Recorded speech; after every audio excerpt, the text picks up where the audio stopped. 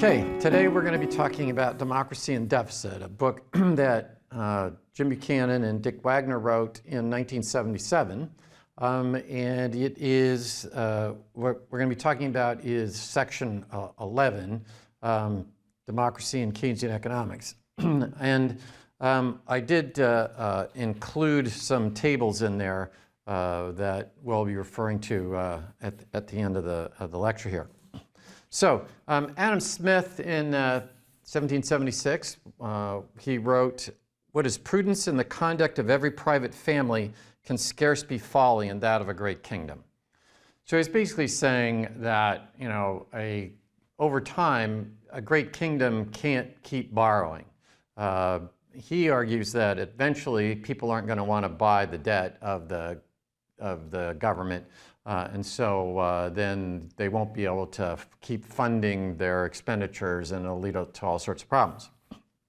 Now, until the Keynesian Revolution that happens during the Great Depression, when, you know, those of you who, in fact, all of you have had Econ 203 anyway, you know that, you know, the Keynesian Revolution comes along when we get to the Great Depression, and Keynes argues that aggregate demand might not be equal to aggregate supply at full employment, right?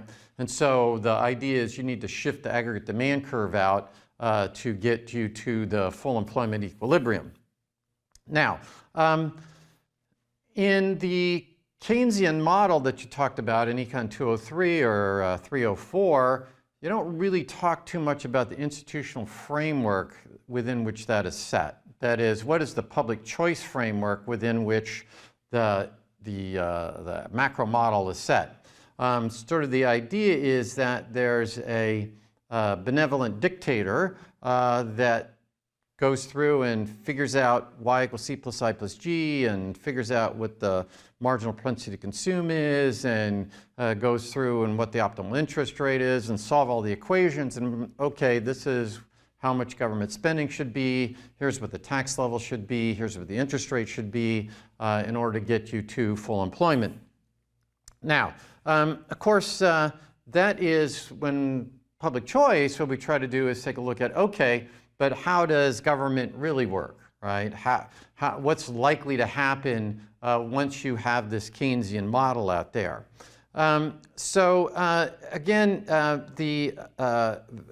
Vixel talked about that what you ought to do is you ought to have a government expenditure and government taxes, right? I mean, that was sort of the idea of Vixel's model, was that you would have taxes and expenditure at the same time.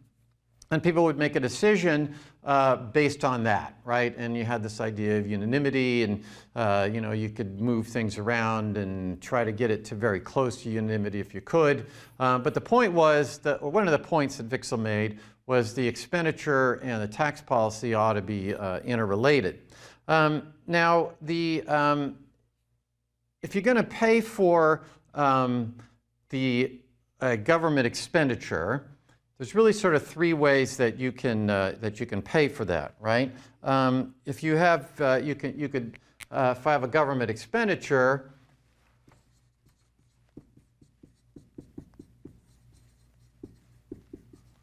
first thing I could tax, right?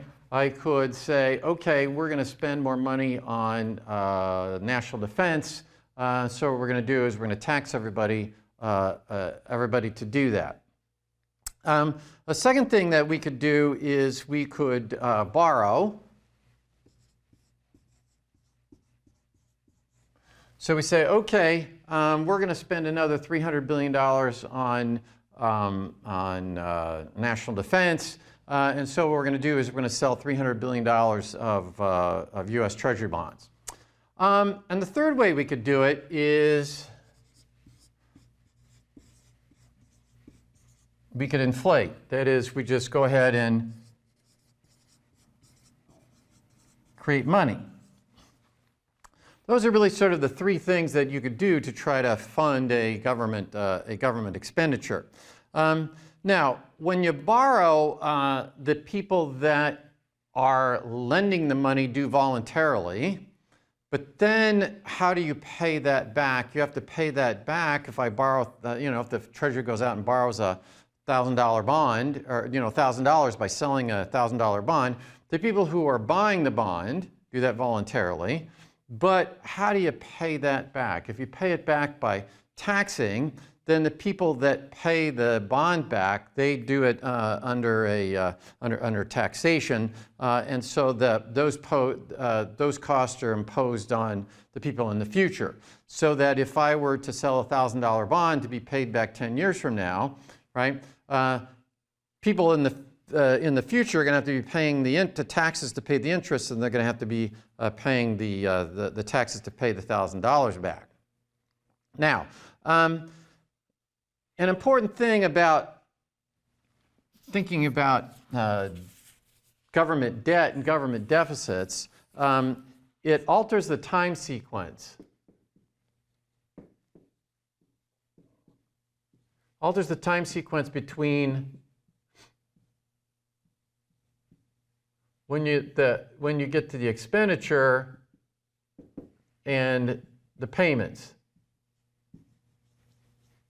Right? Alters that time sequence between the outlays and the payments. Now, this could work very well in case of emergency, like we have right now. Okay, so maybe we want to do that in case of emergency. Let's say World War II. World War II says, "Oh my gosh, we're going to have to. Government's going to have to spend all this money. It's going to have to build, get planes and tanks and hire all sorts of people to go out and work in the, be the people that are transporting the materials back and forth between the factories, and I got to hire people. Well, we draft them, but we still paid them to be in the armed forces, and so."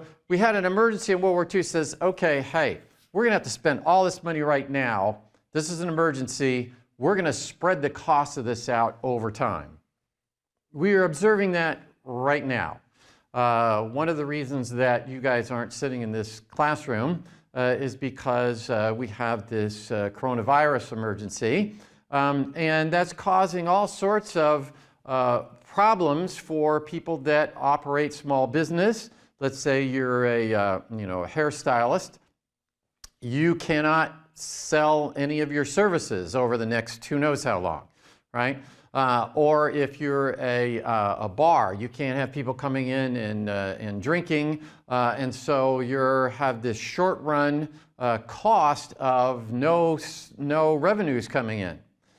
This creates a big problem for the economy as a whole, and we might say, okay, in fact, right now, they're in the process, the Senate has passed a bill, $2.2 trillion bill, that's a relief bill, and the House is going to be voting on it hopefully today. And the idea is, okay, we have this real problem that has to be dealt with today. We just had a record in unemployment claims last week, which was over 4 times the other record, almost 5 times what the other record was. Over 3 million people applied for unemployment in the past week.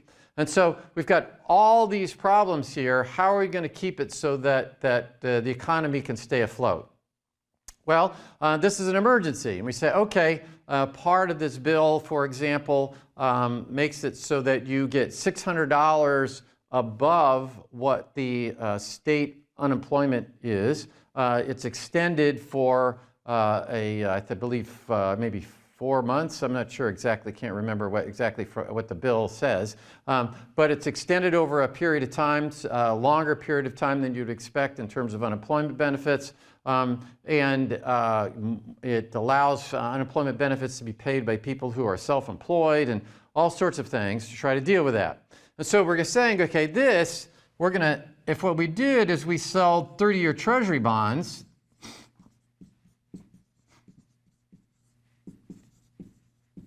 then what would happen? We would spread out the cost of this emergency over the next 30 years. You know, it's been pointed out, you know, it's pretty obvious that 30-year Treasury bonds are at nearly record low in terms of interest payments.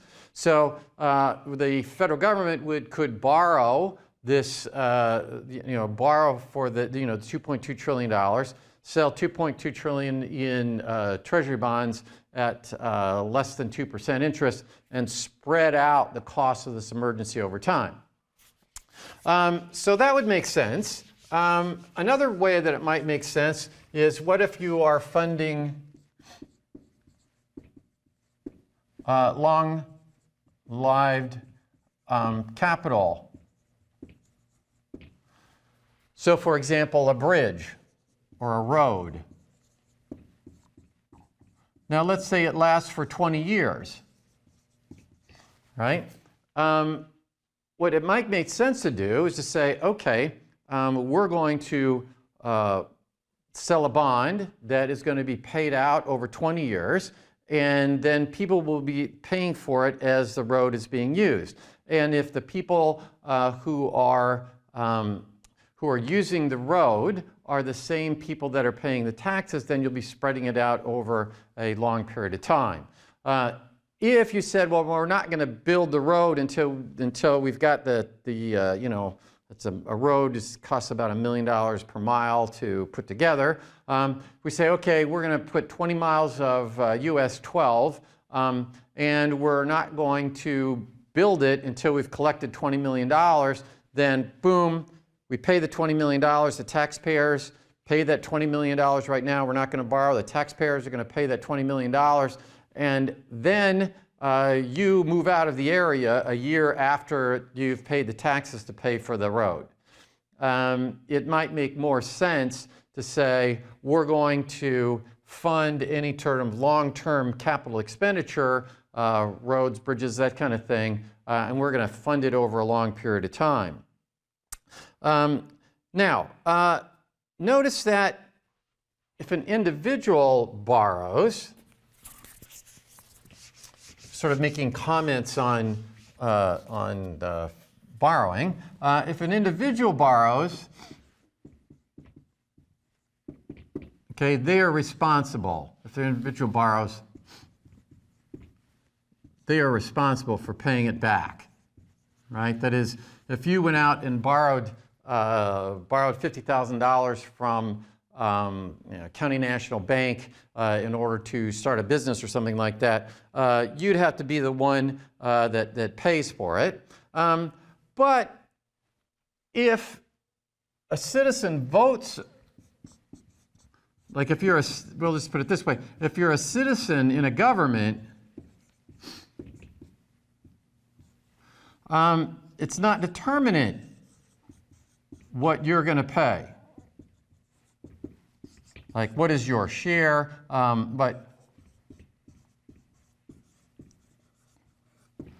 that is, what is your share? Maybe if it's a, you know, maybe you're going to move out or anything like that. But the bottom line is that I don't know exactly what my share of the taxes is going to be in order to pay back that bond that the U.S. Treasury is selling. And so you know, there's less restraint than there is on individual borrowing, right? I don't know exactly, and I might even be thinking about that, right? Because you're rationally ignorant, okay? So I might not, you know, if the federal government decides to have this expenditure to fund, I don't know, to fund butterfly museums throughout the country, if the government has that expenditure, I may not know what my share of that is, right? Maybe they're going to send, okay, we're going to spend $3 billion to do that. I don't know what my share of the $3 billion is. So I might say, hey, I'm all for that, right? I might be willing to vote for my congressman if they were to do such a thing. And so we get a, because it's not clear exactly what our share is, we may be more have a greater tendency to borrow when we have the government borrowing rather than what individuals are. Now, what Buchanan and Wagner are talking about is they say, okay, this is going to create some issues, and we'll talk more in more detail about it here in a moment. But they basically say that if you had the classical debt theory,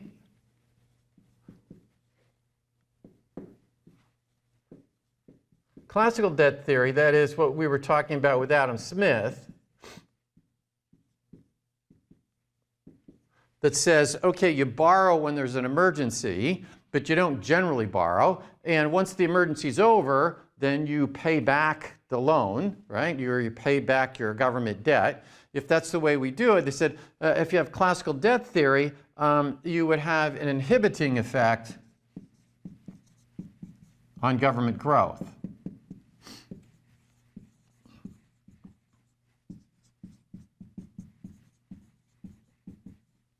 Right? So they, and that has happened. We've had this idea of that there's a concern about the size of the federal deficit. If we look at just in the recent past, if you look at 2010 and 2014, those elections, now these were not presidential elections, but these were off-year elections. These off-year elections partly were won by the Republicans on this issue.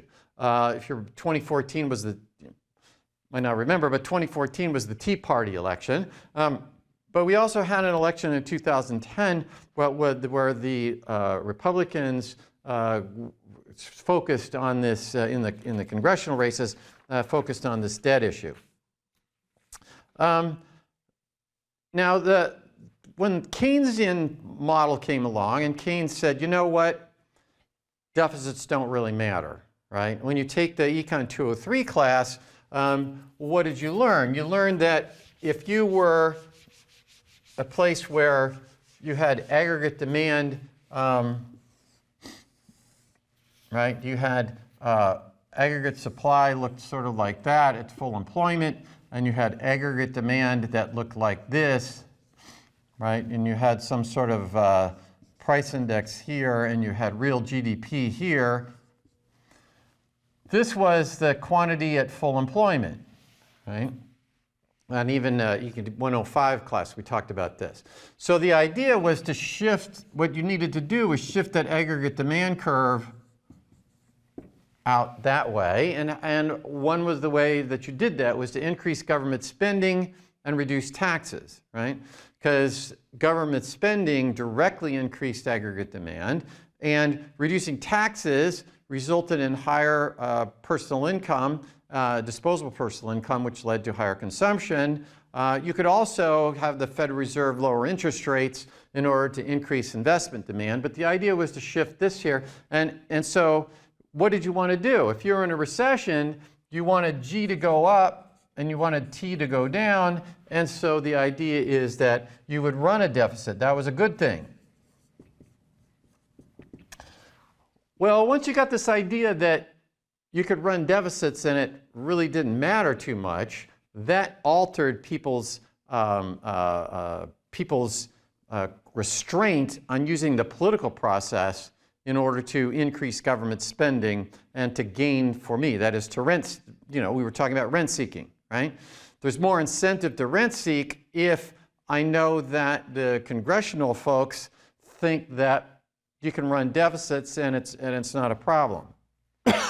So basically they said, okay, Buchanan and Wagner said, all right, what we need to do is put the Keynesian model here into a public choice framework. That is, let's take a look at what we've learned about economic, an economic analysis, the political process, and say, okay, let's embed what you learned in Econ 203 or what you learned in 304. Let's put that into the political process. And of course, what this differs differently because you've got, for example, rent seeking, right? And we talked about bureaucracy. right? Niskanin's model that says bureaucrats are going to be out there trying to maximize the size of their budget, right? We have that people are going to go out and rent seek. That is, they're going to try to hire lobbyists in order to create rents for them. And then, of course, you know, it was pointed out by Tulloch that this was going to result in not only it's a negative sum game, not a zero sum game. That is, if I'll spend money, I'll use up resources trying to get some of that rent going from you to me, some of your tax dollars going to me. I'll use up resources doing that, and so it turns out to be a negative sum game. So how do we reconcile this function of a macroeconomics? And of course, you learned that macroeconomics didn't exist until Keynes came along. How do you get this macroeconomics and relate it to a democracy, right, when you put it under the public choice framework? Is it possible to have something that makes it so that we put a constraint on what can happen on the political side in order to make it so that the economy as a whole performs better? Again, if we look at your macroeconomic framework, it tends to look like, from macroeconomics, it tends to say, okay, here's what we have, is we have these models, and you have some basically benevolent dictator,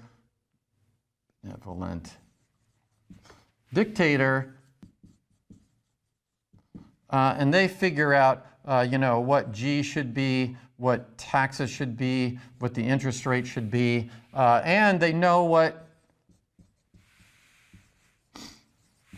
full employment GDP is. They know full employment GDP. Not sure if you can see that, but down here I've got they create these macroeconomic models, generating, okay, I now know what G should be, I now know what T should be, I know what the interest rate should be in order to get me to full employment, because I know what that full employment is, right? When we drew the aggregate supply curve, I know what Q is, where that aggregate supply curve becomes vertical because you've reached full employment.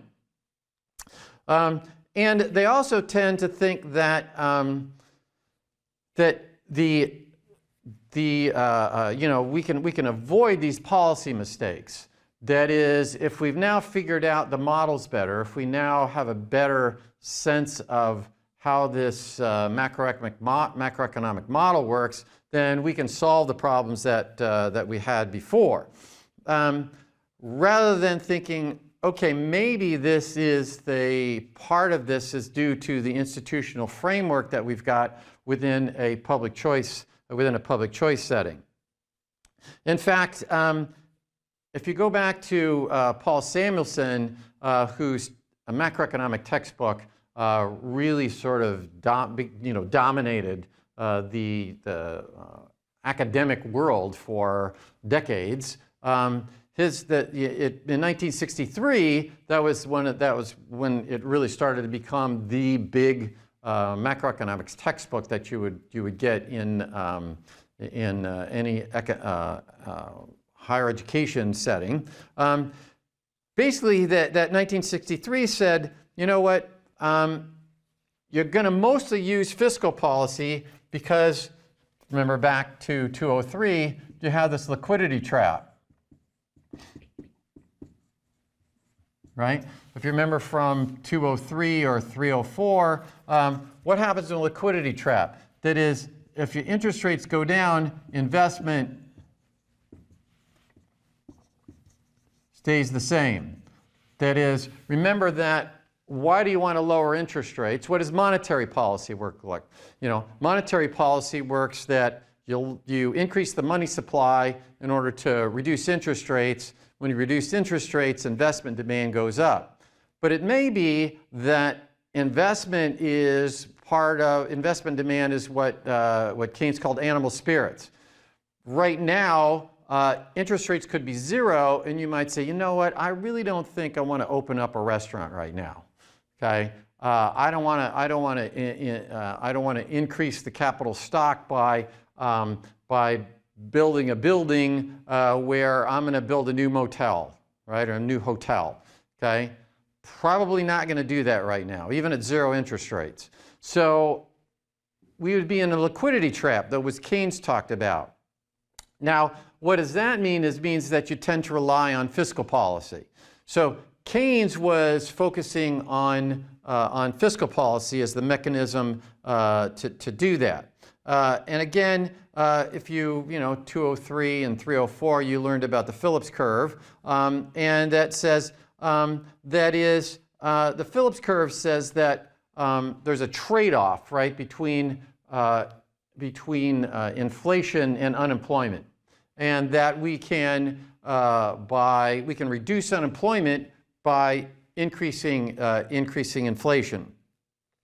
And so the Phillips Curve theory started to fall apart when what happened? Milton Friedman came along, and Friedman showed that what do you got? You got to have accelerating inflation if you're going to maintain the unemployment, because in fact Professor Clark and I were just talking about this morning. He was doing some things for his intermediate macro class. Remember that you have the percentage in inflation, and you have the percentage unemployment rate. And the idea is there's some trade-off between that. And then what happens is Friedman comes along and says, oh, no, this is the natural rate of unemployment. And if that's the natural rate of unemployment, you can get a short-run gain here by increasing by causing inflation, right? By increasing the aggregate demand. But what's going to happen is people are going to figure out that real wages are actually falling as inflation, goes up this way, and you're going to end up back over here. And then we had a little discussion about, some of the textbooks show it moving this way rather than going up that way, et cetera. Anyways, but the bottom line, what we're concerned about here is that there is this idea that that fiscal policy works, and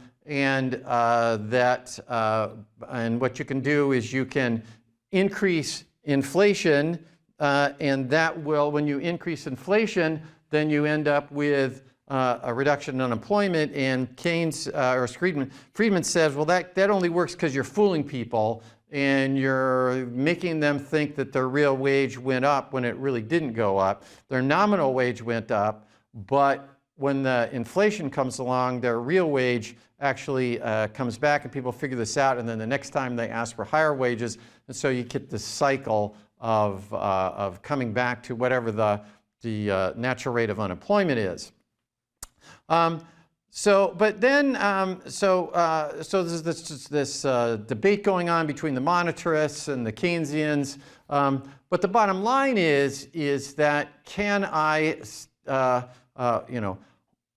if I don't have this constraint about what deficit spending is, how does that affect the political process? And so what the Buchanan and Wagner are saying is that if you really believe that this Phillips curve works, that is, if you really believe that you can reduce unemployment by causing inflation, then that's going to lead to a political process that results in long-run deficits and long-run inflation. So let's just give you an idea of why that might happen. All right. Why would a democratic system result in increased government spending, Buchanan and Wagner argue less growth, and inflation over time? And that is because there's competition among the politicians right?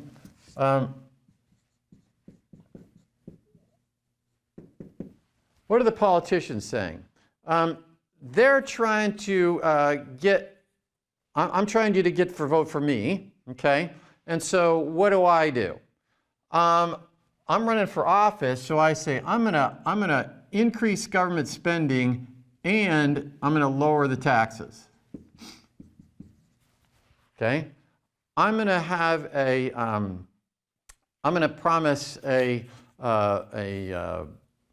butterfly museum. I use that example over and over again, but a butterfly museum for Hillsdale, and people will be coming to it all the time, and you're not going to have to pay for it. In fact, I'm going to reduce your taxes. I'm going to increase government spending. I'm going to reduce taxes at the same time.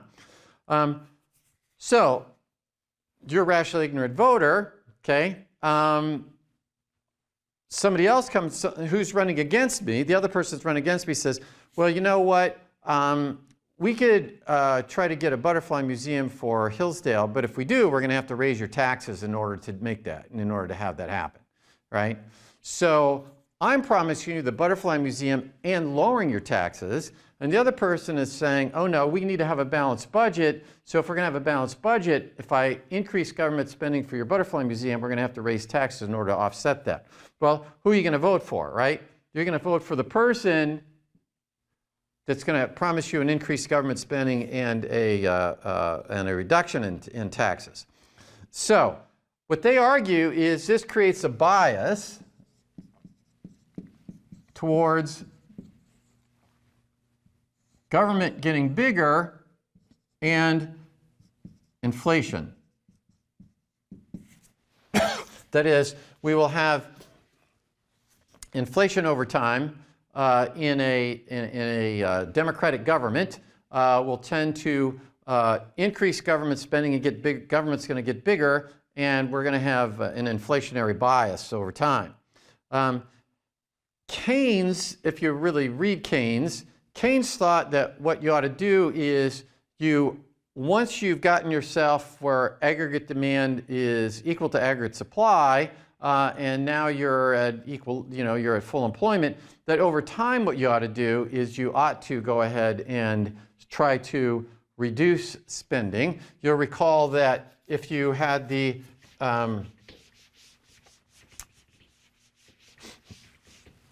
you had your aggregate supply curve here, right? And you had aggregate demand here, that if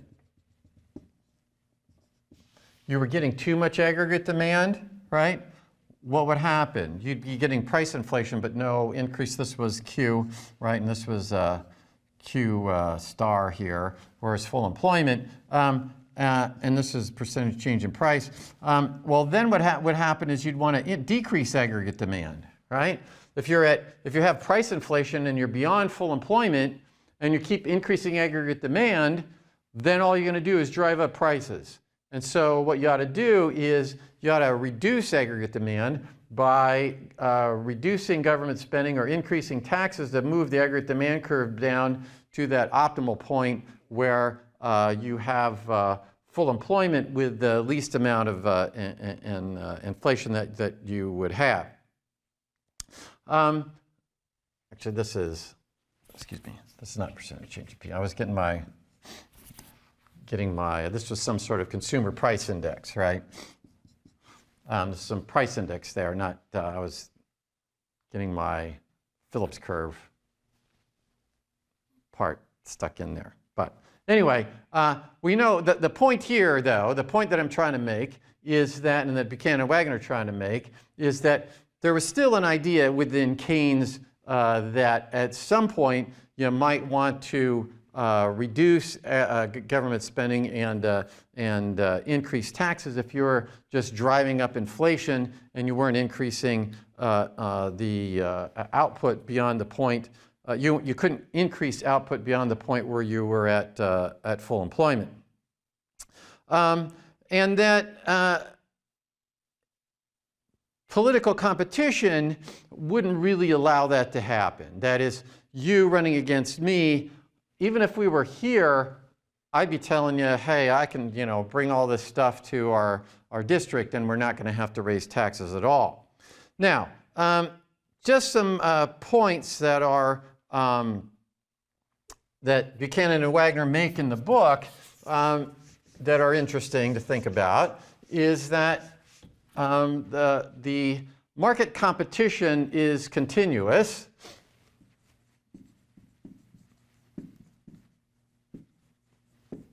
Market competition is continuous. Competition is continuous. That is, you know, automobile companies are competing continually to try to get you to buy their product. But if you look at political competition,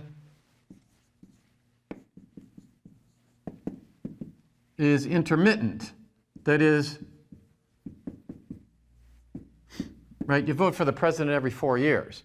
You vote for the Congress every 2 years. You vote for a senator every 6 years, right? So it's not like there's continuous competition going on in the political process. And in market competition, what happens is consumers choose what they want from all sorts of different products, right? In markets, you choose what you want from several different products.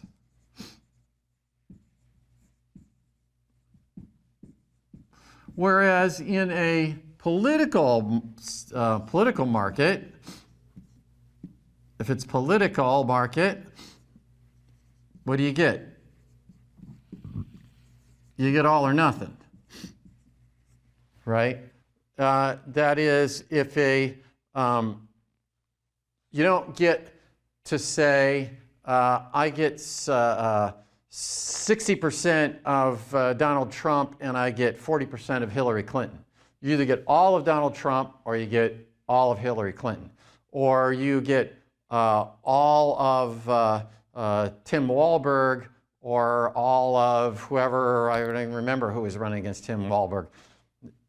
Again, rationally ignorant. Remember who Tim Walberg was running against in the last election. You either get all of the Democrat or all of the Republican when you're voting for a congressional race or a state Senate race or whatever. So that means that the political market is going to be different than the private sector market. And also, when you vote for a candidate, that is when you choose a candidate,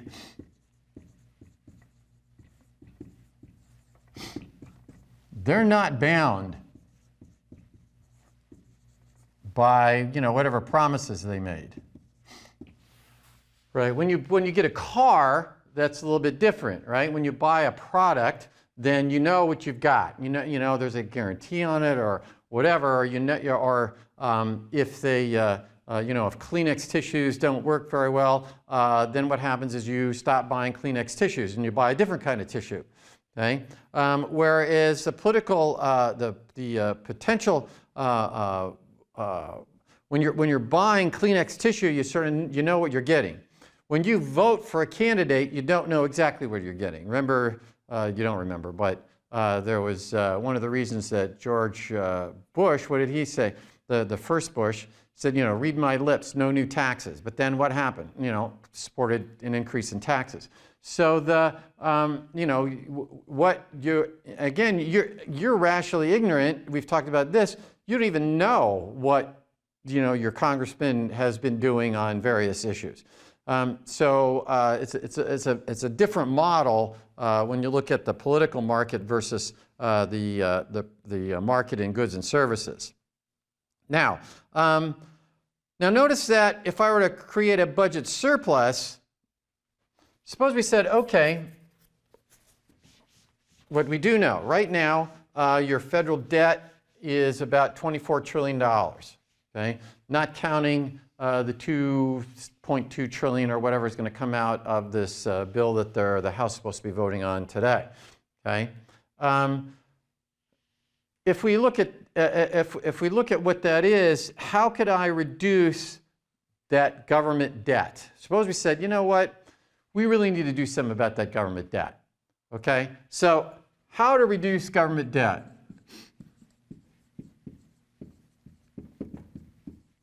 Well, only two ways, right? I can make government spending go down, or I can make taxes go up.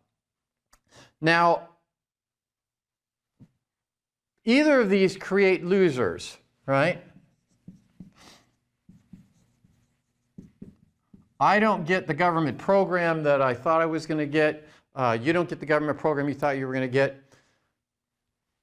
Or I got to pay higher taxes. So it both create both those actions create losers, but no direct gainers. You might know that, okay, there's a problem with government having too much debt. Perhaps at some point people don't borrow the, won't buy the bonds to refinance, and so the only way that the government can go on ahead and pay those bonds back is to increase the money supply and cause inflation, and then you get hyperinflation and da-da-da-da, right? You have some story about how bad things might happen, but you individually probably aren't even aware that that's what could happen. And so you don't see the benefit if we were to reduce the federal debt. You don't really see the benefit of it. Probably most Americans, we noted earlier that a large percentage of Americans can't even name 3 branches of the government, much less understand how federal debt can influence what the size of GDP is, or how well the economy is going to be doing. So even though the politicians might know that there's this indirect cost, long-run cost of inflation, okay, there's short-term, probably not, but long-term, what could happen is that inflation gets large, and so we get hyperinflation, like they had in Zimbabwe. So, again, from 2003 and 304, you've probably learned about hyperinflation. If nobody wants to use the money, then what happens? The economy breaks down into a barter economy, and that's not very efficient. So there's some long-run cost of inflation, but that means you, the voter, has to realize this. You, the voter, has to figure this out, and you have to think that your costs from reducing government spending or increasing taxes, the costs to you are less than the cost to you from the rise in inflation that is going to occur. Again, in the Keynesian model, deficit provides gains during recessions, but notice that in the political process, there's a gain for people whether you're at full employment or whether you're not at full employment. There's a gain from government spending and reducing taxes politically to individuals, even if we're already at full employment. And also there are some people that win from inflation. Right? Not everybody loses from inflation. Let's think of who's a winner from inflation.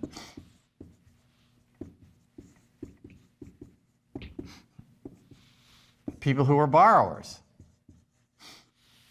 Right? Because now you can pay back with things that are less, with the money that is less value than the money that you received.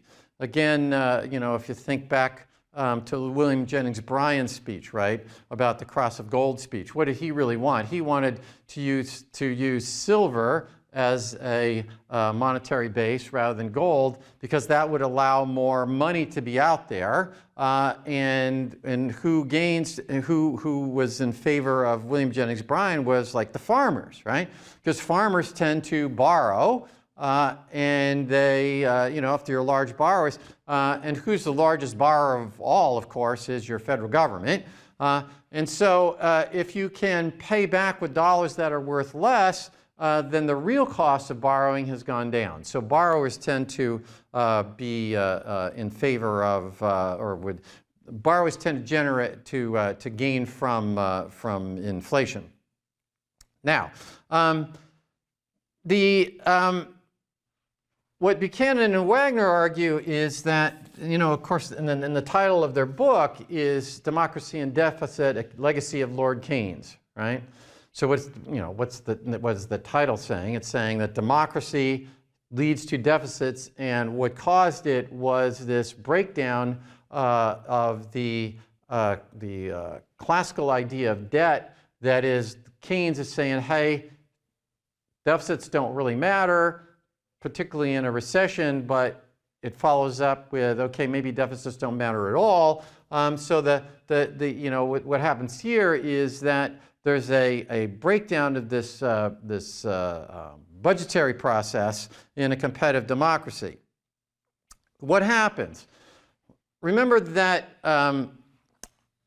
in rent seeking, you don't really observe that there's these costs where people are using up resources in order to get the rent seeking. What happens here is that voters don't perceive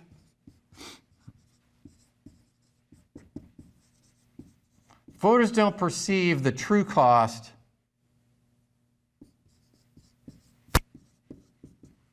of government goods. That is a main point of Buchanan and Wagner here, is that when you got rid of the constraint on having to run balanced budgets over time, that is, you run deficits when you have an emergency, but the idea is that you don't run deficits all the time. When you got rid of that, then what happens is you don't perceive the true cost of what the price of government goods are. And so what happens is you demand more. And suppose that you pay for public goods by, you pay for public goods, let's not use the term public goods, because we know that a pure public good has certain characteristics, but suppose you pay for government goods by inflation. What Buchanan and Wagner argue is that individuals won't lead to, individuals won't perceive what's going on. So the argument that Buchanan and Wagner are going to show up with is there's an institutional bias against government running surpluses. That is, we said that if I were to run a budget surplus, we got to cut back on government spending, we've got to increase taxes. So you individually aren't going to see that. Let me just give you, in fact, I put in the folder in that subfolder XI, which is we call Democracy and Keynesian Economics. I put in a table that is coming from the federal government Office of Management and Budget. I put the table in there that has a historical table of all the federal government receipts and expenditures. I believe I have it both in, it has it both in nominal terms and percentage of GDP, et cetera. So anyway, that table's in there. You can just look it up. If you look at OMB historical tables and you go to table, I believe it's 1.3, it has all this data. But just to give you an idea here, if you look from 1960, which there was a surplus, federal government ran a surplus. 1960, they ran a surplus in 1969. And so Buchanan and Wagner are writing in 1977, they're saying, well, look, we've only had one small, it was a $3.2 billion, I believe, surplus in 1969. We're writing 17 years later, and we've been running deficits. Then we ran surpluses from 1998 to 2001. Interestingly enough, that was when Bill Clinton had been president, and it was after the contract with America, and there was an emphasis on balancing the budget. The Republicans got control. They shut the government down, actually, for the longest period. I happened to be there, 95, 96, that Congress. And there was an attempt to get the president to sign a balanced budget. But the bottom line, there was a lot of pressure after that contract with America election in 1994. One of the things that happened there was a movement back, like Buchanan and Wagner were talking about, a movement back to this idea that deficits matter. And we ended up with a surplus from 1998 to 2001. 2001, that surplus was about $128 billion. That was the 2001. And then we had 9/11, right? And when 9/11 happened, in the 2002 budget ran a deficit, and we've run deficits ever since. In fact, just to give you an idea, the deficits were greater than $1 trillion.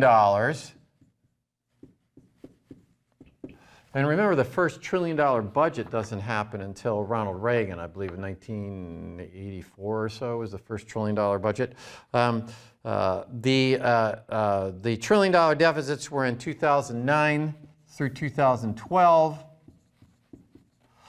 And then in 2019, we got close to that. It was $984 billion.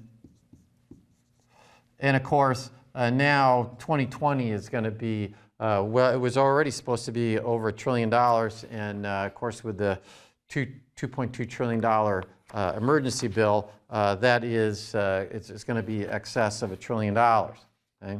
So Buchanan and Wagner's point is that you're going to run deficits over time in this model, or just from the public choice process, because there's a bias towards government spending. There's a bias against raising taxes from a public choice perspective.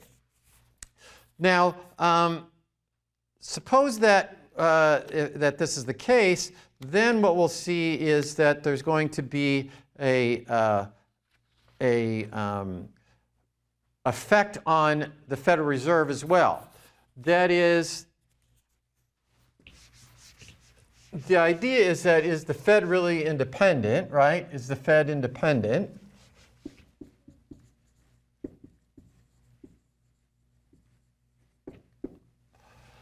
Well, you know, that's what you learn, is that you have an independent Fed, although the board of the Federal Reserve is appointed by the president, and so there is and approved by the Senate, so that there is some lack of independence in that they get appointed by someone that is elected. But even if it were independent, let's think about how this would work. So suppose that the monetary authorities, let's suppose that you're paying for government spending by creating money, right? So suppose you have the Fed, and what it does is it allows interest rates to rise, right? Because we've got this, it's going to, and what could happen is that the rising interest rates would reduce investment demand, and we could get back to where we're at, we have less inflation, right? We're not allowing the money supply to go up. So the Fed is out there borrowing, the Treasury's out there borrowing. If the Treasury's out there borrowing, what's going to happen? They're going to be selling bonds. If they're selling bonds, bond prices are going to fall. When bond prices fall, interest rates rise. And the Fed could just say, okay, we're going to allow that interest rates to rise. In a growing economy, you could, if Q is going up, then if Q is rising, then you can have the money supply could go up and prices remain stable, right? That is, if you had the the Fed could be buying the bonds in order to keep the interest rates down, okay? And as they're buying the bonds to keep the interest rates down, they're increasing the money supply, right? As the money supply is going up, if it's not going up faster than Q's going up, then you could have stable prices. You wouldn't get inflation. And so remember from 203 or 304, you probably learned about Friedman's idea that you should, that what the monetary authority ought to do is abide by a rule which has the money supply growing at 3% because that's what the long-term growth in Q would be. And so that, that would tend to keep prices stable. But what happens is Buchanan-Wagner argues is that if the central bank keeps too tight a monetary policy,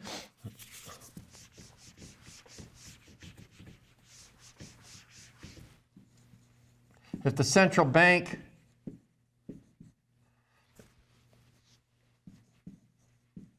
keeps a tight monetary policy, that is, it doesn't just let the government fund spending by increasing the money supply, right?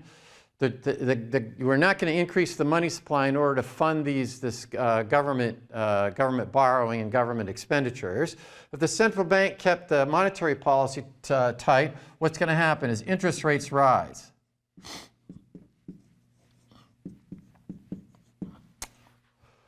But what happens is when interest rates rise, what's going to happen is people are going to get irritated. And when they get irritated that they're having to pay, for example, during the the end of the Carter administration, people are having to pay very high interest rates for borrowing. So I'm sitting here going, wow, why doesn't the Fed reduce the interest rates, because I don't like the fact that I got to pay 15% for a car loan, or I got to pay 12% for a mortgage. I'd much rather pay 3% for a mortgage, or have a 1% car loan. So people prefer low interest rates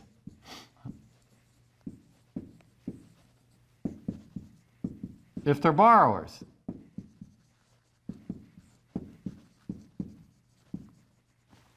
So what happens? The board of the Fed will want to avoid this public approbation of interest rates rising, and they will sort of succumb to that, sort of that there's a political pressure on the a political pressure that's going to be put on them by the politicians, so that there's going to be a political pressure on the Fed to monetize at least some of the debt. That is, the Fed's going to go ahead and monetize the debt, meaning what? It means that the Federal Reserve is going to be out there buying the bonds. You are seeing that today, right? The Federal Reserve was being called upon by the president to lower interest rates. And that was before the coronavirus issue. The the president and has, saying, hey, well, I hope the Federal Reserve, keeps interest rates low. And there's some discussion that was going on in the media about whether that was appropriate for the president to do that or not. But the bottom line is that there's going to be political pressure to monetize the debt. That is to not let interest rates go up as the Federal Reserve, as the Treasury is borrowing, right? As the Treasury is borrowing, that's going to increase interest rates, and the Fed could reduce that increase in the interest rates by buying the bonds and monetizing the debt. So, if you are a small business, you'd like to see lower interest rates. If you are Ford Motor Company and you want to build a new factory, you're going to want to see low interest rates, right? And so there's going to be a political pressure on the Fed in order to monetize the debt. So what Buchanan and Wagner argue is that here's what happens. You have this demand for spending. This is the final linkage of this. Is that one is that you have an increase in government spending, right? That is that we said that when the political competition says people who promise an increase in government spending, you're going to want to vote for them, okay? So you have this bias in the political process to increase government spending. Then when you increase government spending, what happens is you're not going to raise taxes either, right? So there's an increase in government spending and taxes are going down. The increase in government spending partly comes about, again, because you'd vote for me and you don't realize what the true price of government is. So you're getting an expansion of government beyond what you would otherwise have. So what happens to that? Then you get deficits. But once you have deficits, then if what I don't do is the government's out there selling the bonds, interest rates are going to start to rise, but there's political pressure on the Fed to not let the interest rates rise as much. And so what happens is the Fed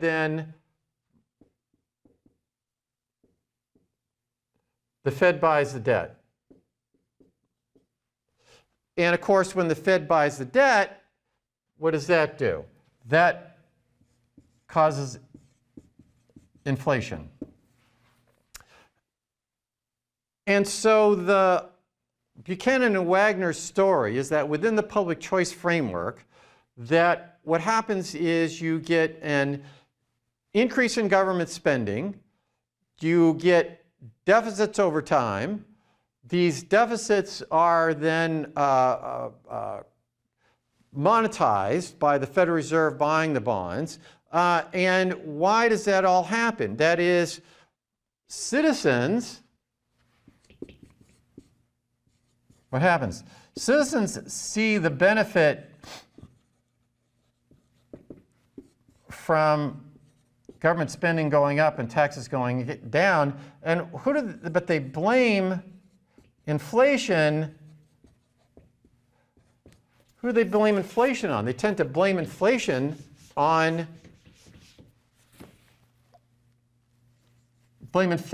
what? On if you are, on the companies, that are raising these prices, that are price gouging or whatever. Or if you're a conservative, you might say, okay, the labor unions, right? The labor unions are getting higher wages, and that's what's driving up the cost of production, and that's what's causing the price inflation. And so that the average citizen doesn't see. They don't make all this connection, right? The average citizen doesn't go, oh, why are we having inflation? We're having inflation because we're spending too much, right? The government's spending too much, or it's not taxing enough. We don't observe. This is a question of seeing and observing, right? We see the inflation, but we don't observe what's causing the inflation. What's causing inflation is government spending, and we no longer have this constraint that we had before once Keynes threw out the idea that there's a classical sort of unwritten constitution that says we need to balance the budget. Now, what they argue is that the gold standard, you had a gold standard that limited the inflation. Right, because I couldn't just have, there's only so much gold out there, so I couldn't have an increase in money that goes beyond that. And so what the Buchanan and Wagner argue in the end of the book, and they have in an appendix, they argue for a constitutional amendment for a balanced budget over time.